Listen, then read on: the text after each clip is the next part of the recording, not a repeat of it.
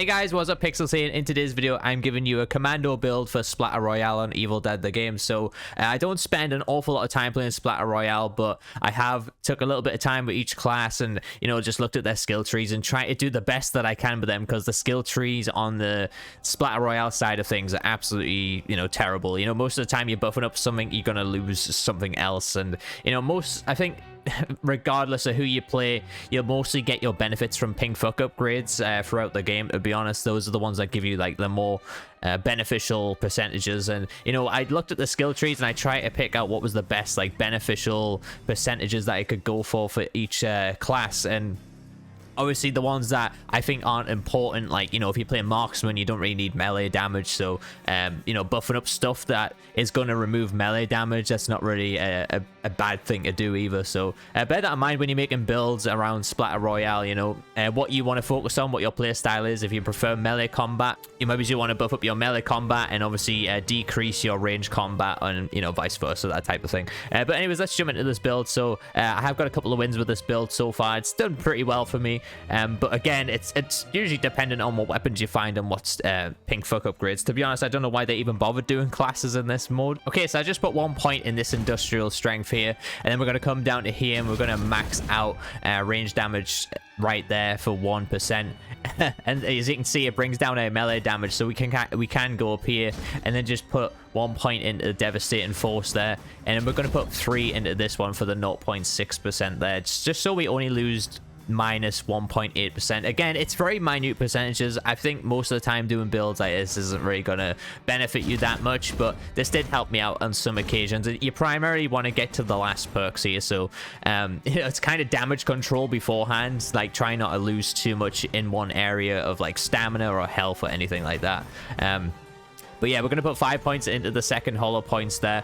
So we get another. So now we have a stack of 2% range damage. Whoopee, that's absolutely amazing. And we've also lost minus 3% health and minus 1 melee damage there. And obviously up here, we also lose more health here. So we're going to buff up the industrial strength on the second tier again. The reason why I did this is because I wanted to keep my range damage up as much as possible. So I felt like if I lose stamina, I'm not too bothered about that, because with the pink fuck upgrades, I tend to go for stamina first. And anyways, so maxing stamina is probably key in most games on this game in general. So just doing that. And I only spent 1 point in this one as well, so I could then get to the 3 points I need to spend in Commando Shems Plus. Okay, so we're going to come back down to hollow points. Again, I'm not too bothered about stamina regenerations. This is just going to be totally counteracted in the pink fuck upgrades and anyways. So buffing up my range damage again for me is a priority. And then come over here, I'm not really bothered about losing light attack damage, but again, I'm really not bothered about losing heavy attack damage. So I'd rather keep the light attack damage up a little bit, because when you're panicking in certain situations, you are going to hit a light attack. So it makes sense to obviously get the debuff from the heavy attack. So mainly when I'm looking at these skill trees and these perks and I'm leveling them up, I'm like, okay, I guess I'll just look at the debuff on that, and then whatever has the lesser debuff that I find I'll use in combat, I will buff that up, if that makes sense. So if I say I'm not going to use heavy attack damage, I won't. So then I'll just buff up obviously that tier of that, because that, at least it gives you the option to do that.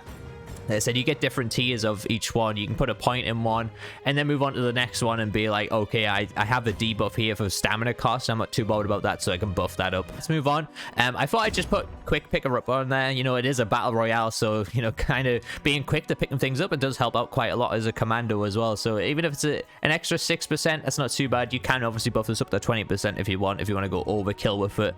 It's not necessary, but you can do that. Okay, so we're going to come down to the bottom here, and since I like to use range in this build, I primarily want to focus on recoil damage and obviously reducing the spread of like boomsticks and stuff like that. So I think the boomstick, the shotgun, is definitely really good to use in this. Of course, it's only a minus 6% spread, but you don't really need a massive amount. 10%, 6% is not going to make too much of a difference. But I just want to make sure all my pellets hit my target, and that way I'm maximizing my damage that way. And then we're going to come up here and we're going to do 3 out of 5 on devastating force, and then we're going to do 2 out of 5 on stamina regen. So we have a nice little 4% stamina regen to combat all the other debuffs that we got with stamina. It's nothing massive by all means, but it's still pretty decent.